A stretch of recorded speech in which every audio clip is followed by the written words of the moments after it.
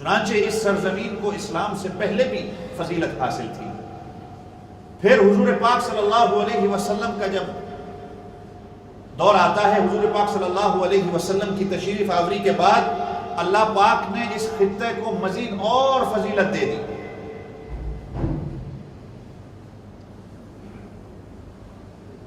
چنانچہ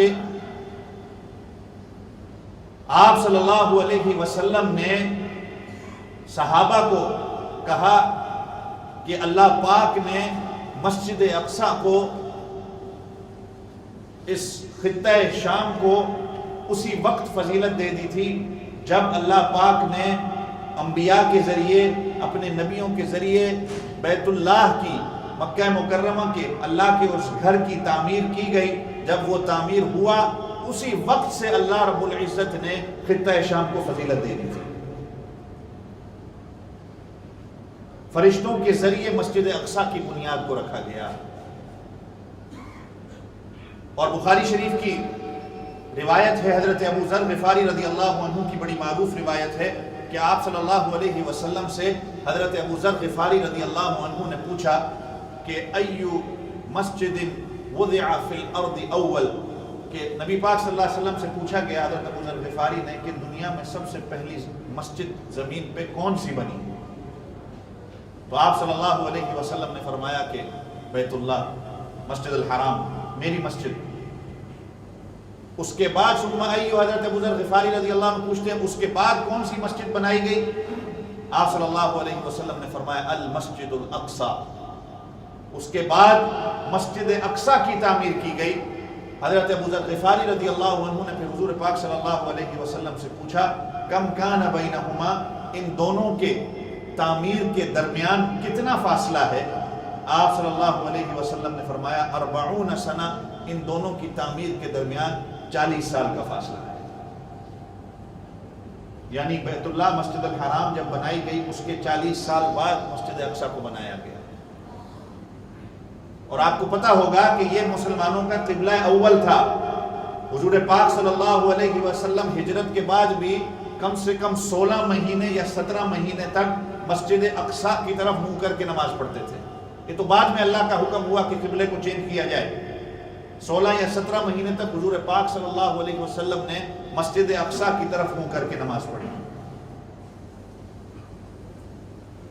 اور قرآن پاک کی میں جو آیتیں آپ حضرات کے سامنے ذکر کر رہا تھا کہ وہ تو حضرت موسیٰ علیہ السلام کو بھی کہا کہ یا قوم، وَإِذْ قَالَ مُوسَىٰ لِقَوْمِهِ یا قوم ادخلوا الارض المقدسۃ التي، اس ارض مقدس کی طرف جاؤ،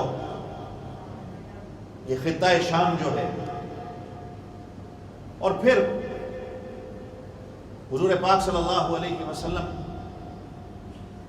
نے ایک مرتبہ نبوت والے ہاتھ اٹھا کر اس خطے کے لیے دعا کی، اور آپ صلی اللہ علیہ وسلم کی حدیث مبارکہ میں جو الفاظ ملتے ہیں، آپ صلی اللہ علیہ وسلم نے ہاتھ اٹھا کر اللہم بارک لنا فی شامنا، فی شام نہیں کہا حضور پاک صلی اللہ علیہ وسلم، اللہم بارک لنا فی شامنا، اے اللہ ہمارے شام کے اندر برکتیں دے۔